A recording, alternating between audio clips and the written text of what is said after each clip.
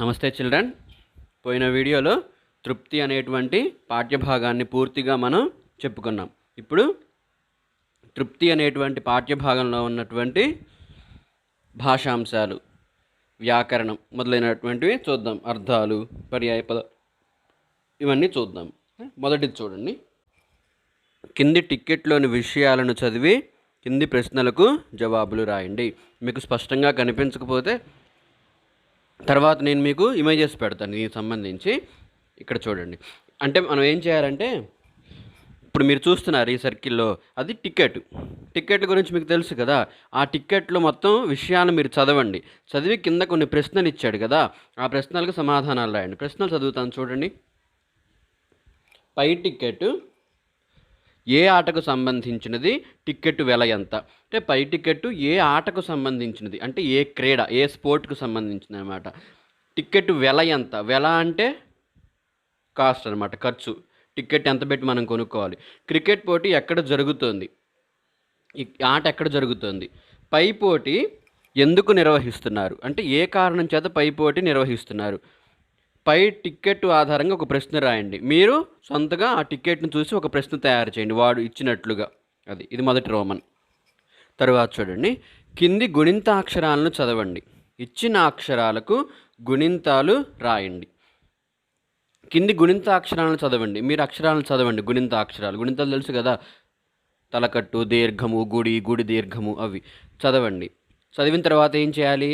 ఇచ్చిన అక్షరాలకు మీరు గుణింతాలు రాయాలి. వాడు ఏమేమి అక్షరాలు ఇచ్చాడో వాటికి మీరు గుణింతాలు రాయాలి. గుణింతాల పునశ్చరణ అంటే ఏంటి? ఒకసారి మళ్ళీ గుర్తు తెచ్చుకోవడం అనమాట. రీకాల్ అంటాం కదా మనం ఇంగ్లీష్లో, అలా గుర్తు తెచ్చుకోవడం అనమాట. ఈ సర్కిల్లో ఉన్న వాటికి మీరు పక్కన గుణింతాలు రాయాలి. పైన వాడు ఎలా అయితే రాశాడో అలాగనమాట. ఉదాహరణకి చా ఉందనుకోండి, చాకి దీర్ఘము, చాకి గుడి దీర్ఘము, చాకు రుత్వము, చాకు రుత్వన దీర్ఘము, చాకి కొమ్ము దీర్ఘము, అలాగనమాట. అలాగా వాడు ఎలా అయితే ఇచ్చాడో పైన మీరు అలా రాయాలి. ఇది సెకండ్ రోమన్. అంతే. ఇది కూడా అంతే. వాడిచ్చినటువంటి వాటికి మీరు ఏం చేయాలి? గుణింతాలు రాయాలి. పైన ఇచ్చాడు కదా, దీర్ఘము, గుడి దీర్ఘము, కొమ్ము దీర్ఘము, రుత్వన దీర్ఘం. వాడు ఎలాగైతే ఇచ్చాడో వాటిని ఏం లేదు, ఆ అక్షరానికి తగిలించండి చాలు. ఒకసారి మీరు మళ్ళీ గుణింతాలు గుర్తు తెచ్చుకోవడానికి ఈ రోమన్స్ ఇచ్చాడనమాట. వాటిని రాసి పంపించాలి మీరు. తర్వాత మూడోది రోమన్ చూడండి. కింది గుణింతాక్షరాలను చదవండి, మిగతా గుణింతాలను పూరించండి. అంటే ఏం చేయాలి? పైన ఏమిచ్చాడు?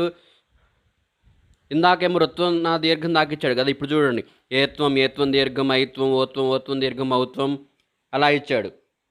వాడిచ్చినవి కాకుండా మిగతావి మీరు పూర్తి చేసి పంపించండి. ఇది థర్డ్ రోమన్. తర్వాత చూడండి. ఒక హల్లుకు దాని ఒత్తు చేరితే దాన్ని ద్విత్వాక్షరం అంటారు. కింది ద్విత్వాక్షర పదాలను చదవండి, కొత్త పదాలు రాయండి. అంటే ఏంటంటే, ఒక అక్షరానికి అదే ఒత్తుగా చేరిందనుకో, ఇప్పుడు కా అనే అక్షరం ఉంది, కాకి కా ఒత్తే చేరిందనుకో, దాన్ని ద్విత్వాక్షరం అంటారు. ఇక్కడ చూడండి, కా కింద కావత్తు, గా కింద గావత్తు, చా కింద చావత్తు, జా కింద జావత్తు, టా కింద టావత్తు, అలా ఉన్నాయి కదా. అంటే ఏంటి? ఇక్కడ ఏ అక్షరం క్రింద అదే అక్షరం ఒత్తుగా వచ్చింది. ఏ అక్షరం క్రింద అదే అక్షరం ఒత్తుగా వస్తే దాన్ని ద్విత్వాక్షరం అంటారు. ద్వి అంటే రెండు అని అర్థం, 2 సార్లు పలకడం. కా అనే అక్షరం 2 సార్లు పలికింది కదా. కా కింద కావత్తు అసలు ఎలా వస్తుంది? కా 2 సార్లు ఉంటేనే కా కింద కావత్తు వస్తుంది. ఉదాహరణ చెప్తాను చూడండి. ఇక్కడ చూడండి, 2 కాలు కలిస్తే కా ఏర్పడింది, అంటే ద్విత్వం అనమాట. ద్వి అంటే 2 అని అర్థం అనమాట. అది ఒక హల్లు కింద అదే హల్లు ఒత్తుగా వస్తే దాన్ని ద్విత్వాక్షరం అంటారు. కింది ద్విత్వాక్షరాలను పదాలను చదవండి, కొత్త పదాలు రాయండి. కింద ఇచ్చి చదవండి. మీరు కొత్తవిగా మళ్ళీ కొన్ని కొత్త రాయండి. ఇక్కడ చూడండి, అక్క, లక్క, మచ్చ, లచ్చి, అట్ట, బుట్ట, అత్త, నత్త, కప్ప, గొప్ప, అలా ఇచ్చాడు కదా. మీరు కూడా పక్కన చూడండి, మీరు 2 పదాలు సొంతగా రాయండి అన్నాడు కదా. అక్కడ వాడిచ్చినట్టుగా మీరు ఒక్కొక్క గడిలో 2 పదాలని, ద్విత్వ అక్షరాలు ఉండేటువంటి పదాలని రాసి పంపించు. ఉదాహరణకు నేను 2 రాసాను చూడండి. చెక్క, పక్క. ఇక్కడ వాడు ఏది ఇచ్చాడో మనం అదే రాయాలి. హల్లు అన్న దగ్గర, ఒత్తు అన్న దగ్గర ఏమున్నాయో అవే రాయాలి. కిందది ఉంది కదా, అక్కడ కింద చావత్తు వచ్చేటట్టే మీరు రాయాలన్నమాట. ఇట్లా థర్డ్ రోమన్ చూడండి, ఇక్కడ మళ్ళీ కొన్ని ఇచ్చాడు. కింది ద్విత్వాక్షరాలను పదాలను చదవండి, కొత్త పదాలు రాయండి. మళ్ళీ వాడు ఇక్కడ ద్విత్వాక్షరాలు ఇచ్చాడు, మీరు మళ్ళీ సొంతగా రాయాలి. నేను ఉదాహరణకి ఒక 2 పై గడిలో రాస్తాను, మీరు కింద గడిలో రాయాలి. అయితే మీరు ఏం చేయాలి, హల్లు అన్న దగ్గర ఏం అక్షరం ఉందో, ఒత్తు అన్న దగ్గర ఏం ఒత్తుందో ఆ 2 వచ్చేటట్టే గడుల్లో నింపాలి. సేమ్ అవే రాయాలన్నమాట. నేను ఉదాహరణ ఒకటి ఇస్తాను చూడండి. అడ్డు తెడ్డు, డా కింద డావత్తు వచ్చే వాటికి నేను రాసి చూపించాను చూడండి. కొమ్ములు కూడా పెట్టుకోవచ్చు, మీ ఇష్టం, అది ఎలాగైనా సరే. అయితే అర్థం ఉండాలి మీరు రాసేవాడికి. ఇప్పుడు అడ్డు అంటే అడ్డం రావడం, తెడ్డు అంటే ఏంటి, పడవ నడపడానికి ఉపయోగిస్తారు కదా, అది. అలా గుణింతంలో ఏదైనా ఉపయోగించుకోండి, కానీ వాడు అక్కడ ఏమడిగాడో దానికే ద్విత్వాక్షరం రాయాలి. తర్వాత 4 రోమన్స్ చూడండి. కింది అక్షరాల ఒత్తులు గమనించండి, మరలా రాయండి. పైన ఇచ్చాడు కదా, హల్లు దగ్గర ఖ ఛ ఠ థ ఫ ఘ ఝ ఢ ధ ఇచ్చాడు. కింద వాటికి సంబంధించిన ఒత్తులు ఇచ్చాడు. మీరు ఆ ఒత్తును మళ్ళీ కింద రాయండి, అంతే. ఇంకా కింద గడిలో రాయండి, సరిపోతుంది. రాసి పంపించాలి అవి మీరు. 5వ రోమన్ చూడండి. కింది వానిలో గీత గీసిన అక్షరాలకు ఒత్తులు చేర్చి ద్విత్వాక్షర పదాలతో వాక్యాలు రాయండి. కింద వానిలో గీత గీసిన అక్షరాలకు ఇక్కడ గీత గీయలేదు, కానీ ఎరుపు రంగులో ఇచ్చాడు కదా, ఆ ఎరుపు రంగులో ఇచ్చిన వాటికి మీరు ద్విత్వాక్షరాన్ని, అంటే ఆ అక్షరానికి అదే ఒత్తును చేర్చి ఏం చేయాలి, వాక్యాన్ని రాయాలి. నేను ఒక ఉదాహరణ, వాడిచ్చాడు అక్కడ ఉదాహరణ, కొయ్య బొమ్మ నచ్చింది, కొయ్య బొమ్మ నచ్చింది, దానికి కొయ్య బొమ్మ నచ్చింది అని ఇచ్చాడు. కింద ఇంకొక ఉదాహరణ ఇస్తాను నేను. ఇక్కడ నేను ఒక ఉదాహరణ ఇచ్చాను చూడండి. అవ్వ బువ్వ తింటున్నది, అవ్వ బువ్వ తింటున్నది. అంటే ఇక్కడ నేను ఏం చేశాను, వాడు ఆ ఎరుపు రంగులో ఇచ్చిన వాటి కింద అదే అక్షరాన్ని ఒత్తుగా చేర్చాను. మీరు కూడా అలాగే రాయండి, రాసి పంపించండి. దీంట్లో మొదటి రోమన్ చూడండి. ఒక హల్లుకు వేరొక హల్లు ఒత్తు చేరితే దాన్ని సంయుక్తాక్షరం అంటారు. కింది పదాలను చదవండి, సంయుక్తాక్షరాలని సున్నా చుట్టి గుర్తించండి. ఇందాక ఏం చెప్పుకున్నాం, ఒక అక్షరం క్రింద అదే అక్షరం ఒత్తుగా వస్తే ద్విత్వాక్షరం అని చెప్పుకున్నాం. ఇప్పుడు ఏం చెప్పుకుంటున్నాము, ఒక హల్లు కింద వేరే హల్లు ఒత్తుగా వస్తే దాన్ని సంయుక్తాక్షరం అంటారు. ఉదాహరణ చెప్తాను చూడండి. ఇక్కడ చూడండి, కా కింద కా ఒత్తు లేదు, వేరే అక్షరం ఒత్తుగా ఉంది. గా కింద వేరే అక్షరం, చా కింద వేరే అక్షరం, జా కింద వేరే అక్షరం ఒత్తుగా ఉన్నాయి అన్నమాట. ఇలా ఒక హల్లు కింద వేరే హల్లు ఒత్తుగా ఉంటే దాన్ని సంయుక్తాక్షరం అంటారు. కింది పదాలను చదవండి, సంయుక్తాక్షరాలను సున్నా చుట్టి గుర్తించండి. కింద చూడండి, మీకు పగ్గ, పుణ్యము, అల్లం, చంద్రుడు అని ఇచ్చాడు కదా, వాటిల్లో సంయుక్తాక్షరం అంటే ఏంటి, ఒక అక్షరం క్రింద వేరే అక్షరం ఒత్తుగా ఉండడం అనమాట.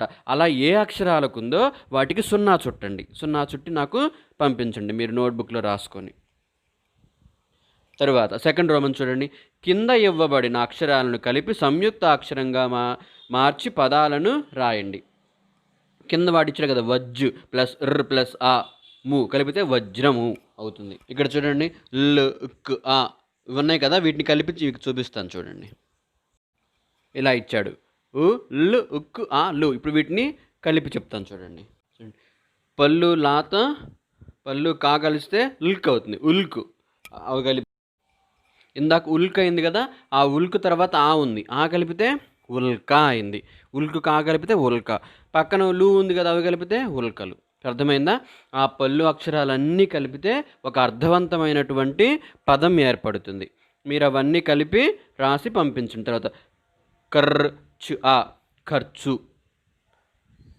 అలా మిగతావన్నీ మీరు కలిపి నాకు రాసి పంపించండి. తర్వాత చూడండి, కింది పదాలను చదవండి.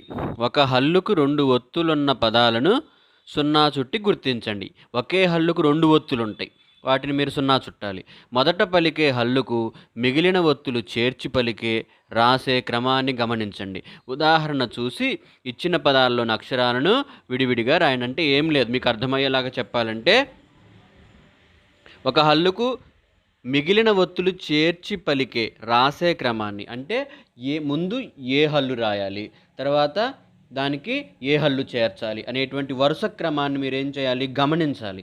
అలా గమనించి ఉదాహరణ చూసి ఇచ్చిన పదాలను అక్షరాలను విడివిడిగా రాయాలి. మీరు కొన్ని ఉదాహరణలు ఇచ్చాడు కదా అక్కడ, మీరు మిగతా వాటికి రాయాలి. నేను ఒక ఉదాహరణ మీకు చూపిస్తాను. ముందు మీరు దీన్ని గమనించండి. అసలు వస్త్రము అని ఉంది కదా, అక్కడ ఎరుపు రంగులో ఉంది కదా, దాన్ని మనం విడదీయాలి. ఆ ఎరుపు రంగులో ఉన్న దాంట్లో మొదట ఏముంది చూడండి, ఏం అక్షరం ఉంది? సా అక్షరం ఉంది. దాన్ని ఫస్ట్ పొల్లు సా రాశాడు. తర్వాత దాని కింద ఏమవుతుంది? తావొత్తు. ఆ తావొత్తుని పళ్ళు తాగా మార్చాడు. తర్వాత రావత్తుంది కదా, అక్కడ పళ్ళు రాశాడు. స్త్రా అన్నప్పుడు అచ్చేం పలుకుతుంది? స్త్రా అన్నప్పుడు ఆ పలుకుతుంది కదా, కాబట్టి చివర్లో ఆ ఉందన్నమాట. అర్థమైందా? ఇప్పుడు మనం ఏం చేయాలంటే ఈ రోమంలోనేమో ఆ ఎరుపు రంగులో ఉన్న అక్షరాలను విడివిడిగా రాయాలి. ఈ రోమంలోనేమో అక్కడ వాడిచ్చాడు కదా, ఇందాక ముందు రోమంలో మొదటి అక్షరానికి చివరున్న అచ్చుని కలపాలి. అంటే స్కి చివరున్న అచ్చు ఏంటి? ఆ ఉంది కదా చివర్లో. రెండో గడిలో చూడండి, మొదటి అక్షరానికి తర్వాత చివరున్న అచ్చు ఉంది కదా, ఆ అచ్చును కలపాలి. అప్పుడు సా అయింది. తర్వాత ఉంది కదా, దాని ఒత్తుని రాయాలన్నమాట రెండవ గడిలో. తర్వాత ర్ర ఉంది కదా, ఆ ర్ర బదులు ఆ అక్షరానికి సంబంధించిన ఒత్తు రాయాలి మనం. అలాగా మీకు మూడోది నాలుగోది ఉదాహరణ చెప్తాను చూడండి, మిగతా రెండు మీరు రాసి పంపుదురు. కానీ ఇక్కడ అగస్త్యుడు అన్న దాంట్లో చూడండి, స్త్యూ అనేటువంటిది ఉంది కదా, దాన్ని ఎలా విడదీశాడు? ఫస్ట్ అసలు ఏం అక్షరం ఉంది? సా ఉంది. అది పళ్ళు సా పెట్టుకున్నాడు అనమాట, పళ్ళు సా. తర్వాత ఏమొత్తుంది? తావొత్తుంది. కాబట్టి త్ అనేది పళ్ళు తకారం రాశాడు. తర్వాత ఏముంది? యావొత్తుంది. కాబట్టి పళ్ళు యకారం రాశాడు. స్త్యూ అన్నప్పుడు అచ్చు ఏం పలుకుతోంది? ఊ. కాబట్టి చివర్లో ఊ అనేటువంటి అచ్చుని పెట్టాడు. అర్థమైందా ఇప్పుడు మీకు? ఇప్పుడు మీరు దీన్ని ఏం చేయాలి? ఆ పళ్ళు సాకి చివర్లో ఉన్న అచ్చు ఉంది కదా ఊ, అది కలపాలి. అది కలిపితే ఏమవుతుంది? సా అవుతుంది, సు అవుతుంది కదా. కాబట్టి అలాగే వాడు ఏ విధంగా అయితే ఇచ్చాడో ఆ విధంగా అక్షరాలను విడివిడిగా రాయండి మొదట. అలా విడివిడిగా రాసిన తర్వాత ఏం చేయాలి? ప్లస్కు తర్వాత అంటే మొదటి అక్షరం తరువాత ఉన్నటువంటి మిగతా అక్షరాలని ఒత్తులుగా మార్చండి, అంతే. తర్వాత రామన్ చూడండి, నాలుగవది, పాఠంలోని కింది పదాలను చదవండి, కింది పట్టికను పూరించండి. చాపలు, కూర, వంకాయ, పెసరపప్పు, అన్నం, మెంతికారం, పొట్లకాయ, గరిట, పులిహోర, చారు అలా ఇచ్చాడు కదా. ఇప్పుడు మీరేం చేయాలి? వంటకాల దగ్గర వంటకాలు రాయాలి. వంటకాల దగ్గర ఏం రాయాలి? కూరగాయల దగ్గర కూరగాయలు, కిరాణా సరుకుల దగ్గర కిరాణా సరుకులు, వస్తువుల దగ్గర వస్తువులు, వంటకాలు, కూరగాయలు, కిరాణా సరుకులు, వస్తువులు. అది అర్థమైందా? కూరగాయల దగ్గర కూరగాయలు రాయండి. కిరాణా సరుకుల దగ్గర కిరాణా సరుకులు ఏంటవి చెప్పండి? కిరాణా సరుకులు ధనియాలు ఇవి కదా, అవి రాయాలి. వస్తువుల దగ్గర గరిట అవి రాయాలి. వంటకాల దగ్గర ఏం రాయాలి? ఉదాహరణ చెప్తున్నా, దోసకాయ పప్పు అలాగనమాట. ఓకే, ఆవకాయ పచ్చడి అలా. వంటకాల దగ్గర మనం తినేటువంటి పదార్థాల పేర్లు రాయాలి. తర్వాత కూరగాయల దగ్గర కూరగాయల పేర్లు రాయాలి. తర్వాత కిరాణా సరుకుల దగ్గర కిరాణా సరుకులు, ధనియాలు కానీ ఇలాంటివి ఉంటాయి కదా, ఆ కిరాణా షాపులో దొరికేటువంటి వస్తువులు. తర్వాత వస్తువుల దగ్గరేమో గరిట, గిన్నె ఇలాంటివి రాయాలన్నమాట. అవి రాసి పంపించండి. సమాధానాలన్నీ ఒక నోట్బుక్లో రాసి పంపించండి. అర్థం కాకపోతే నాకు మెసేజ్ చేయండి, నేను మళ్ళీ చెప్తాను. నమస్తే.